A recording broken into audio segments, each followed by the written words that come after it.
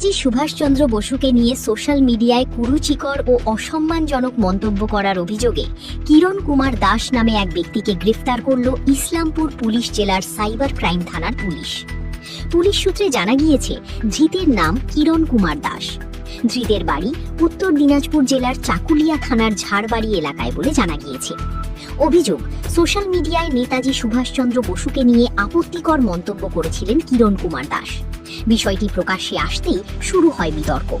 ঘটনাকে কেন্দ্র করে প্রশাসনিক মহলেও তৎপরতা বাড়ে।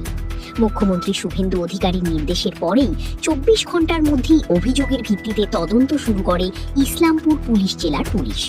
তদন্তের পর কিরণ কুমার দাসকে গ্রেফতার করা হয়। ধৃতের বিরুদ্ধে ঠিক কোন কোন আইনি ধারায় মামলা করা হয়েছে সে বিষয়ে বিস্তারিত তথ্য এখনো সামনে আসেনি।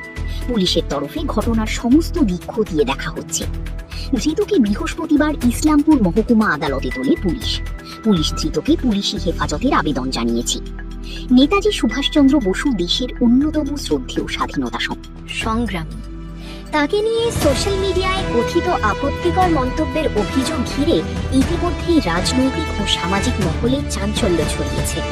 তবে ঠিক কী মন্তব্য করা হয়েছিল, তার প্রেক্ষাপট কি এবং এই ঘটনার সঙ্গে আর কেউ জড়িত রয়েছেন কি না, তা তদন্তের পরেই স্পষ্ট হবে। পুলিশের তদন্তের দিকেই এখন নজর।